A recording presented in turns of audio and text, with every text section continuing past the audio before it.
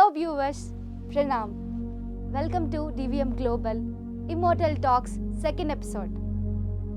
So in the first episode, we have seen that the inner calling of Hanudas has directed him towards a tribal village, and it has led him to some tribal people, and he doesn't know what's special about him. He has been tailing them, observing them, and want to know why his soul has led him to these people. So that day, the head of these tribal people has come to them and has scolded them terribly. So one of them, Brahmachari, has called it a day and he left for home. But Swamiji and Hanudas were still there telling them, and this is something we saw in the beginning of our episode.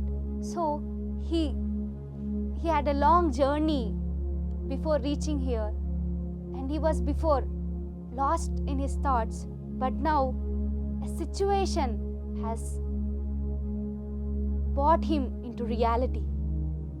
So there were few tribal women collecting firewood far away but inside to Hanudas. So he has been observing them but lost in thoughts, and suddenly a woman started giving punches in the air. She was shaking terribly and she had a seizure attack. So she fell on the ground and shaking all her hands and legs, and she's in immense pain. By this development, both Hanudas and Swamiji, they watched this woman helplessly fighting this seizure attack. All other tribal women came near her.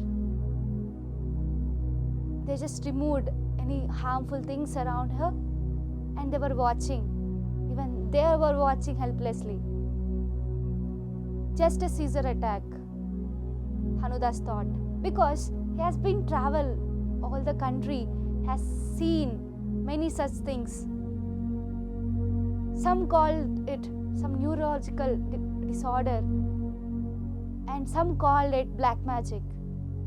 According to the religion or the reason they have been living, and according to their belief system, they has given several names to it. So this is not something new to Hanudas. He has seen such variety of seizure attacks everywhere he has gone. So it's just a seizure attack, he thought. But after few minutes, the seizure attack has reduced, and this woman slept peacefully under a tree. And within few minutes, she woke up normally.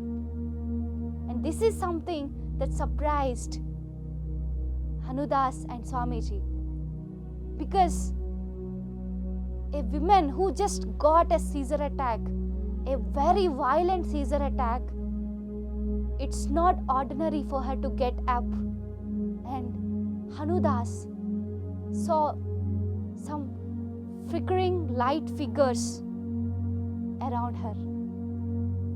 There were 3 figures, and he had a feeling of emptiness, the same feeling he had on the day he buried his son. So he understood that there is something happening over there near the tribal woman, and he saw 3 light figures around her body, and she woke up like nothing has happened, and she stood in a pranam position. She was bowing to someone, and she was talking to someone, and he couldn't see anyone before her. So this development has brought the hope in Hanudas again. Now he understood why his soul brought him here.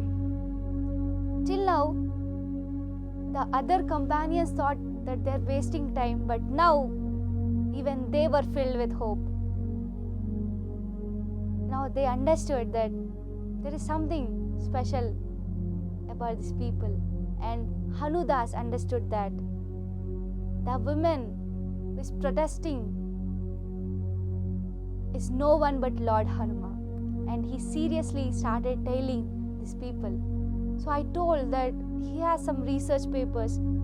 So he has been researching on few quotes. He collected 7 symbols from various materials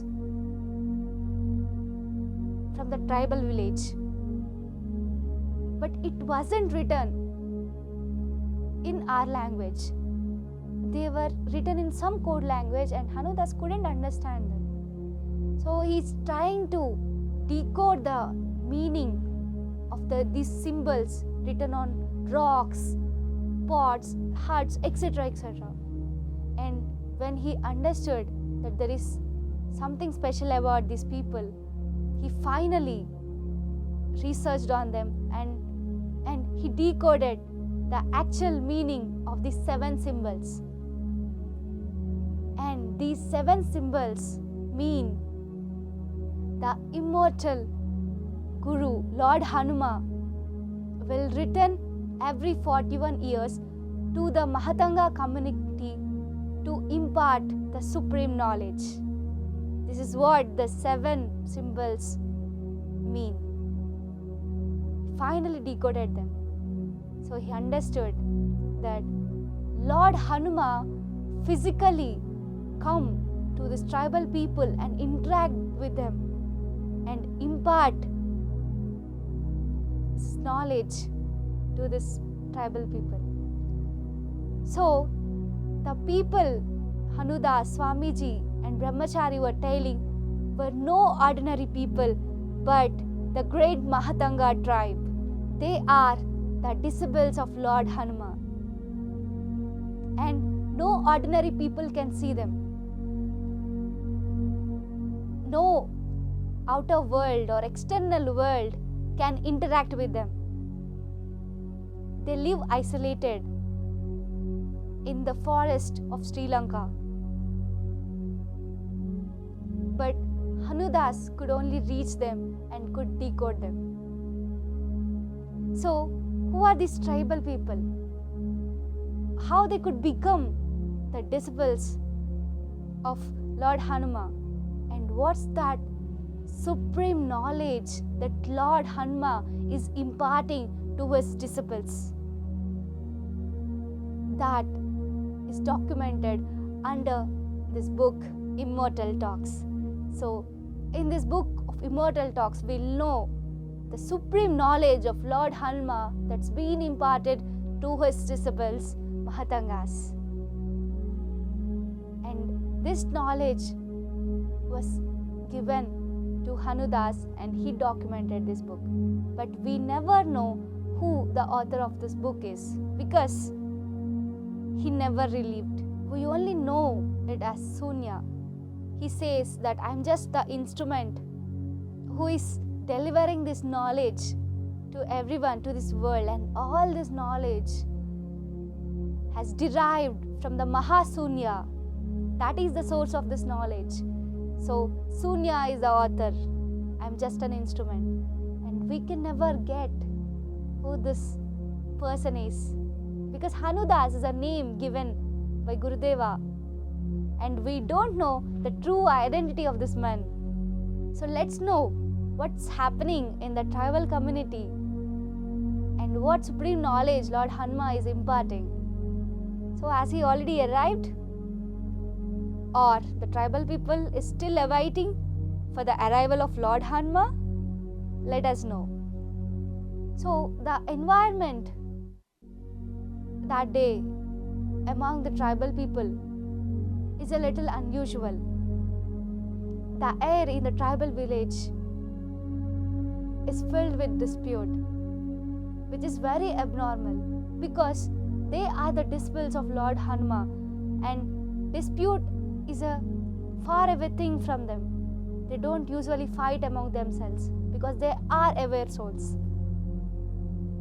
That day, all the people gathered at a place, and the head of this community is Baba.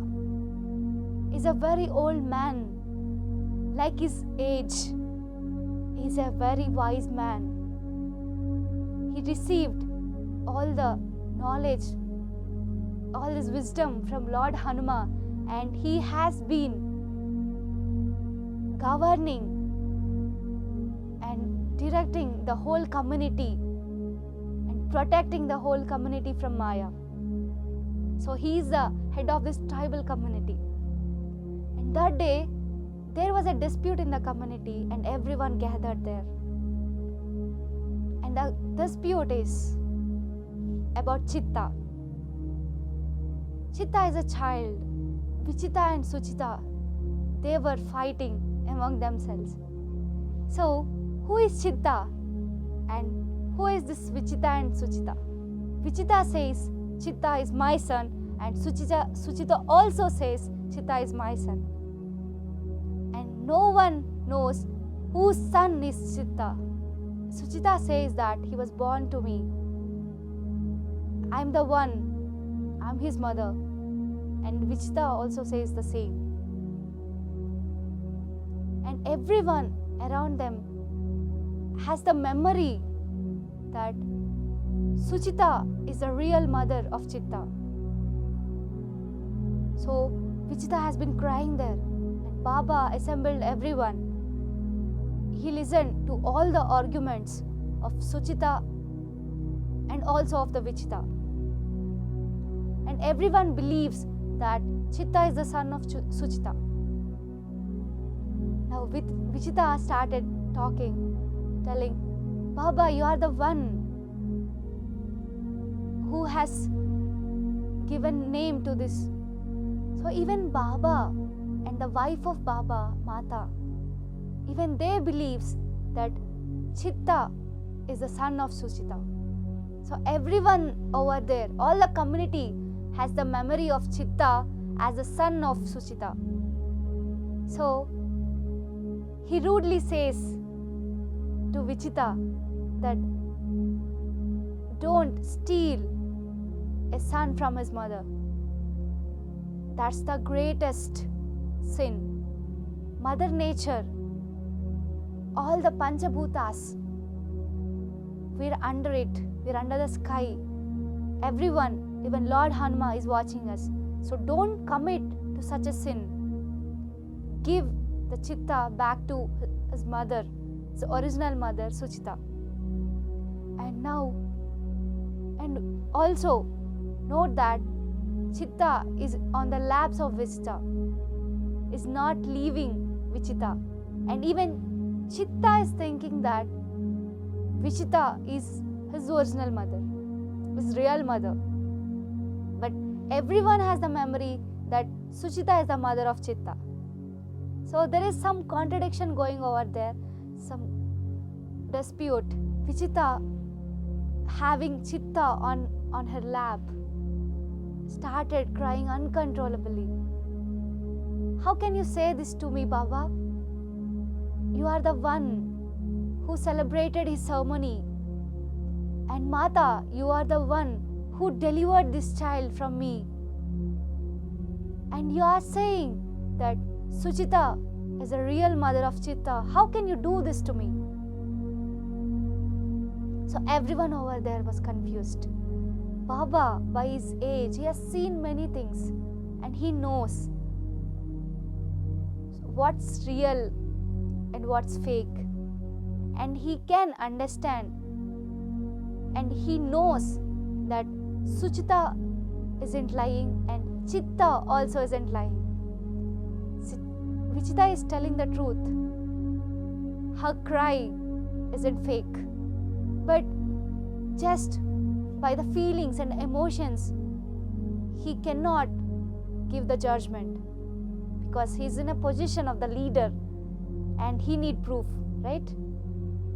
So even Baba couldn't understand anything. But suddenly, Suchita rose her voice. She started scolding Vichita. Why did you steal my child? He was born to me. Don't commit such a sin. So do you think that only you is awake and aware, and everyone around you is an illusion? Don't dare you do that, Vichita. Give my son back. So by this argument of Suchita, there is some awareness triggered in Baba. That can be right, Suchita. What you said is right. The possibility or the probability of we being in Maya is same as just Vichita being in Maya. Why not? Vichita is awake and we are all diluted. We're all deluded. So Baba came up with a thought of just discussing among ourselves doesn't give any fruitful results. So let's go to our ancestors. Let's go to the ancestor rock. If we all are deluded, there is no point of discussing these things. So we'll go to the ancestor rock and ask our ancestors for the solution. So they among themselves decided to go to the ancestors rock. Baba wanted to go to the ancestor rock, and Suchita also asked that she wanna come along. So Suchita says, the mere thought of me being in illusion or being surrounded by Maya is frightening me, Baba. I want to come with you to the ancestors rock and talk with them. Then Baba says, both Suchita and Vichita are same to me. So if Suchita is coming, then Vichita will also be coming with me along with Chitta. And that day, all the four people, Baba, Suchita, Vichita and Chitta, started traveling towards the ancestors rock. So they started in the evening, like by the dawn, and by the end of the day, so by night they have reached the ancestors rock. It was so dark and they couldn't see anything. But tribal people, like the people of this Mahatanga community, they often visit this ancestor rock.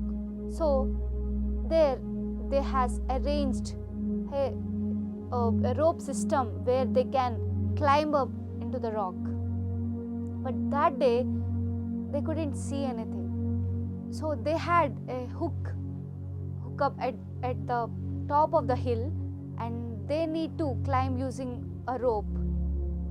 So they need to adjust the rope tightly and they climb up. And that day, when Baba is trying to put the rope above the hill and get it connected to this hook, he failed several times. And the last time when he tried hooking it up, the other end of the rope has fallen from his hand. Now in the air, he couldn't see anything. He's trying to find the other end of the rope. He doesn't know it has attached in the top or not. So when he's trying to search for the other end of the rope, he had found something. But it isn't very hard like a rope, but he has got something. The other end, it was so smooth but not slippery. It's not falling. So Baba climbed up using that rope, and after climbing top the hill, he understood that the other end of the rope, which need to be hooked in the place, isn't there. And he's trying to understand the one end of the rope. Where has it come from? It has some other source. So the rope that he has come from, he has gone along with it. He was trying to he was trying to see the beginning of this rope. So he started traveling, he started going along with that rope, and suddenly he realized that this isn't rope but the tail of Lord Hanuman. So the rope he thought he has climbed up is the tail of Lord Hanuman, and he saw the presence, the almighty immortal Guru Lord Hanuman before him. So he forgot everything. He forgot that their community has a dispute, that he has come with Suchita and Vichita and Chitta to find a solution. Just the presence of Lord Hanuman made him forget that he is a human. He started behaving like a light. He just started scrolling around. He bowed down to Lord Hanuman in immense happiness. Now he even forgot that they were expecting Lord Hanuman's arrival and they were in this dispute. So now Baba understood the dispute, whatever arised in the community. So Lord Hanuman is trying to teach some important lessons through this dispute. So now he understood the purpose. Now he understood why such a dispute has occurred in his community. But now Baba has completely forgotten. He came to visit his ancestor, but he had the darshan of the Guru of all his ancestors, Lord Hanuman. So, my dear friends, why this dispute has been raised in this community? How a son can have two mothers? What Lord Hanuman is trying to teach them? What important lesson or truth Lord Hanuman is going to impart to this tribal people through this dispute? And who is the actual mother of this baby Chitta? Is it Suchita or Vichita? And who is going to solve? Obviously Lord Hanuman.